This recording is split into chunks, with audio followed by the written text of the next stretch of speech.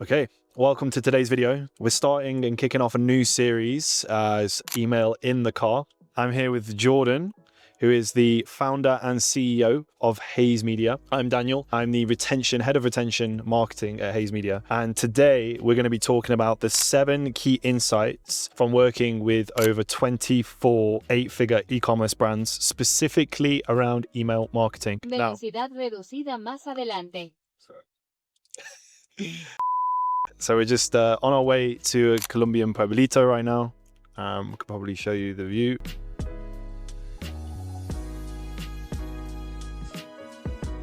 Yeah, what is your first one? I'll let you go for it first, Dan. So my first insight working specifically with an 8-figure e-commerce brand is when it comes to, in that level, there were high ticket sales. So I guess this is specifically around high ticket products. And one of the things I've noticed is that with high ticket purchases, a lot of subscribers need more time than they usually would on maybe like a lower ticket brand, say like $20, $30. So I'm talking more around like home furniture, mattresses, sofas and things. And so with that knowledge, the most important thing is the welcome series, is the welcome flow. And I think a lot of brands are overlooking the welcome flow and they just sort of put something together very quickly and leave it running without testing or A/B testing on the welcome series. And I think this is crucial. So it's one thing having a welcome series as a high ticket brand, but it's also constantly having A/B tests running on that flow pretty much simultaneously all the time. Like I would say every single week, a new test, I believe 5 new tests are running. And through them insights, you can find out what works on other flows and what works on campaigns, specifically for those that need subscribers that need more of a longer nurturing, and maybe over 2 to 3 months before they actually convert. But when they do convert, you know, it's obviously more substantial. It's more higher ticket. Yeah. How about you? So moving on to number 2. I would say that, so deliverability is key, but the 8-figure brands, they invest in deliverability. They see it as an asset. So they invest in things like BIMI and VMC and more email warm-up and just like higher leverage things that other brands would think is a waste of money. I think when you get to that level, it becomes even more important than it is, you know, when your email list is smaller. Exactly. And I mean, we were talking about this today. So it's on industry average. And I mean, I'm not quoting this. This is probably quite old information. So it's good to research it. Maybe we can get some fact checking on the screen right now. I think industry average of in marketing, it takes around 7 to 8 touch points before your customer will buy from you. And those touch points happen in all different places in the funnel. It's not just email, but email is a super crucial part of it. And one of the things that I've noticed is when you have organic social and email working well together, there's more synergy between channels. And like, you have to understand that consumers nowadays, they're looking at you like it's no longer a funnel, it's more of an ecosystem that the customer goes through. Because you can't really take the customer through a specific journey. You can try your best and put guardrails up, but they're going to be looking at Instagram, they're going to be looking at reviews online, their website, emails, like everything. So the more you can make it cohesive and have a brand message that speaks, like they speak to each other rather than contradicting each other, then that's going to allow you to convert that customer faster. Exactly. Yeah, I couldn't have said it better myself, really. Definitely on the 8-figure side of things, another point I wanted to bring up is weekly marketing syncs, weekly marketing calls, where everybody, doesn't matter if you're an affiliate on search, paid ads, organic social, like this email and SMS, every week, everybody syncs up and demonstrates and shows what it is that they're doing on their channel. And having that information, like knowing what's working really well on paid ads in the moment. I know what are the top 5 reels that have had the best engagement over the last couple of weeks. Those insights are super valuable, especially on the email side and even SMS. A lot of the content that we use that gets the best engagement and like the best placed order rates are those that have already been proven to work via, say, I know, Meta ads, Instagram, TikTok, and even Google search, you know, your keywords, what people are searching, what people are looking at, because it's all about synergy. It really is. And I'll be surprised how many brands out there actually have a marketing sync every week where everybody on all the different channels are actually sitting down and having a chat and seeing what's working and what's not. Yeah, no, that's a really good point. I think that as well, there's certain things that can work on email that can also work on ads. You know, you can really understand more about your customer knowing what kind of emails they open and read, which ones they click more. And this kind of goes into the next point where I think the brands that do the email the best understand that email is a relationship between you and the customer, and you have to respect the inbox. If you're just spamming all the time, you're running sale after sale after sale, that customer, like, no one wants that. I mean, they want it when they need it, right? When they need a sale, and yeah, they're thinking of buying. But for me, it's not really the way to build a relationship. You're getting the sale, but it's more like you're playing short term, right? That's just the way I think of it. And you know, we've been in the case where like this is what we've done as well, and we've learned over time that it's not the way to go. Yeah, just I'd keep that in mind. Like build a, like Dan maybe can go into the content calendar side of things, but the 80-20 rule that we have here at Hayes, that's a game changer, and it's more about patience, right? It's more about knowing that you're nurturing a relationship with the customer, not to get the sale right away, but instead to get them bought into the brand, become a fan of the brand, and ultimately spend a lot with you, right? Increase their lifetime value, which is really one of the main objectives of email and SMS.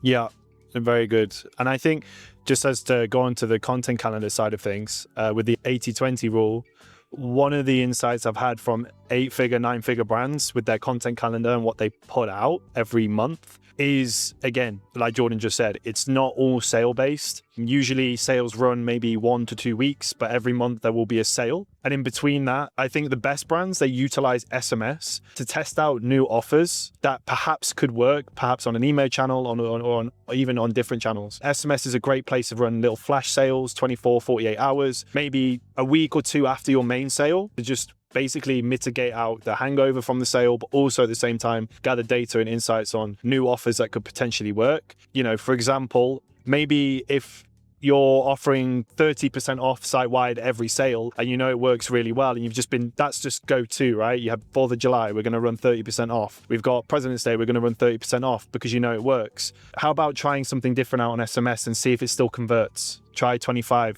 off and maybe a free gift, or even 20% off and a free gift. Something that can improve your margin as well. And I know Jordan will talk a lot about this, maybe not today, but on brands, how just reducing your discount rates can improve massively your margins and still acquire customers the same amount as you were doing before without any drop off. Yeah, email and SMS is a great place to start with that. So more about the content calendar. Jordan, I'm curious what your thoughts are when it comes to creating a effective content calendar. I know you mentioned something about the 80-20 rule. I don't know if you wanted to go into a bit deeper on that topic. Yeah, this is something actually, Dan, that you brought to Hayes, and something that we've implemented over the years.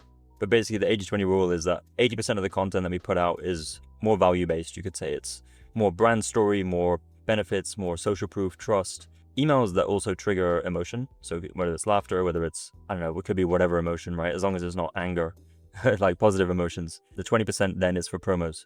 So that's when your sales are happening. And that when you take this approach, the biggest needle mover is that the 20% promos, they work so much better than if you were just doing promo all the time. Your list actually wants to hear from you. When they receive an email, they want to open it, they want to see what's inside, especially if you're in like a regular cadence and you send emails, let's say every Monday, Wednesday, Friday. That's a game changer. And maybe Dan, you could talk about more like planning, because I know that when we plan ahead and when we get ahead, it means that there's more room for you to be more creative with the emails. You're not so reactive to marketing events, but you're focusing on like, there's this day coming up in August. What can we insert here? You have time to think about it. And for me, like anything that's planned out in advance, prepared ahead, is always gonna, well, it has a much more higher likelihood of working, performing better. Exactly what you said, planning ahead. So most brands, if you're watching, say you're doing 8-9 figures or even 7 figures as well, I believe most brands nowadays are working towards, or if not already at, 12 months ahead on their content calendar.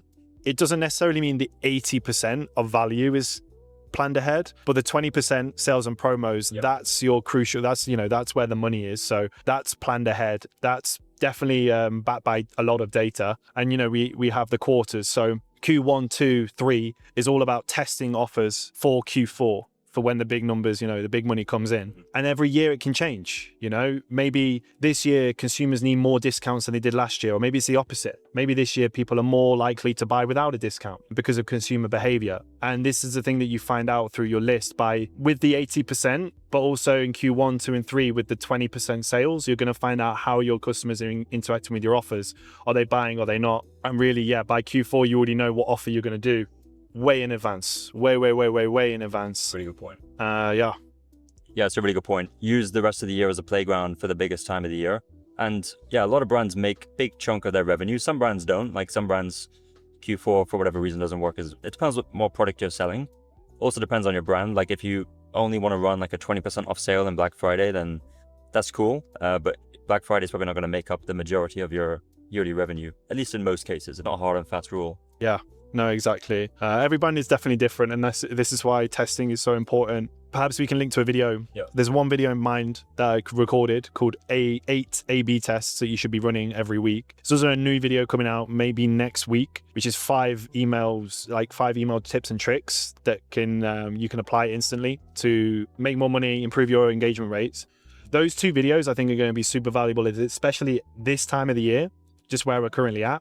Because there's still time, right? There's still time to learn, there's still time to test, see what works, but always be testing, always have A/B tests running, planned months in advance. And this is another topic now that I'm moving on to. So let's move away a little bit from campaign planning. Just to kind of round that up and summarize a little bit. You want to have everything, like in terms of your 20% sales, promos, those are planned out as far in advance as possible.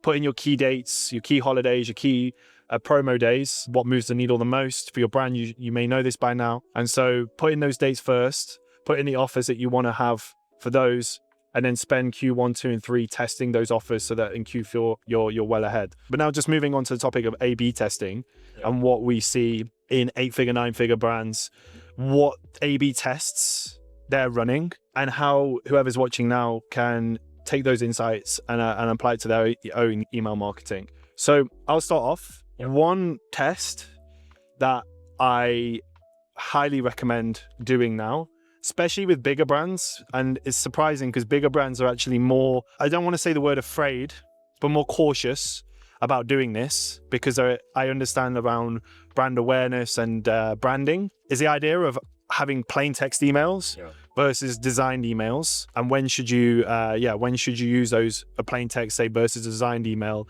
Because I know big 7, 8-figure, 9-figure brands tend to avoid using plain text emails because they think it might affect their branding and how they look. But yeah, we've seen the opposite, really. Yeah. I've actually seen a lot of 8 and 9-figure brands do this as well. We do them for our clients, but it's very common, and I think it doesn't affect the brand.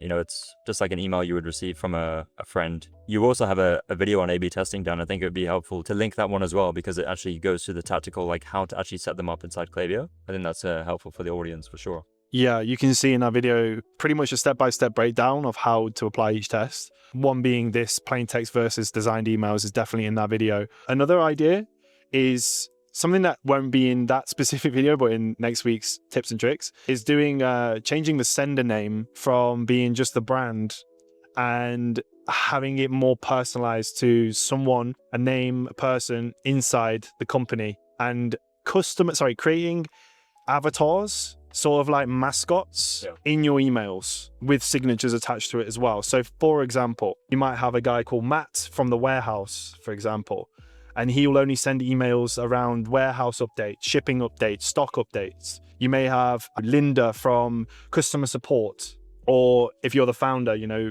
Joe or John who's the founder of the company. And each of these emails, maybe they tap more into the 80% content value driven emails, but the engagement and open rates, CTRs, and even your placed order rates of these specific emails I've seen improve massively just because of the fact of what you were saying around it feeling more personalized. And Jordan, you mentioned email is a channel to converse with your customers. Maybe we could dive a little bit deeper into that. So how do you feel these bigger brands can step away more from the fact of becoming, what I like to describe is like, if you're McDonald's, I don't want to call out too much of McDonald's, but just as an example, McDonald's, you have the logo, you have the name, you have the brand, but there's no real personal touch to it. And I know people want to connect and people buy from people, right? Obviously, I'm not saying McDonald's isn't successful. I was just thinking more about the idea of using email to tap more into that human interaction, tap more into that, like having a real conversation with your customers. Yeah, it's a connection. Yeah, it's a connection. So I feel like in today's age with D2C and e-commerce and the fact that competition is always rising, like you need to build brand. And a way to build brand nowadays is like, personal brand is the most trusted. Personal brands are the strongest they've ever been. So if you can build a personal brand around your brand or within your brand, whether, as Dan said, whether that's someone on your team, someone that they hear from, Like we've worked with ecom brands that have a very they're very founder led, and a lot of the emails we send are around from that founder. If you're a founder led brand, if you like to be in the limelight, a lot of founders don't, then create that connection, because someone receiving an email from a founder or the CEO of the company, like there's value in that. So yeah, that's just one idea there.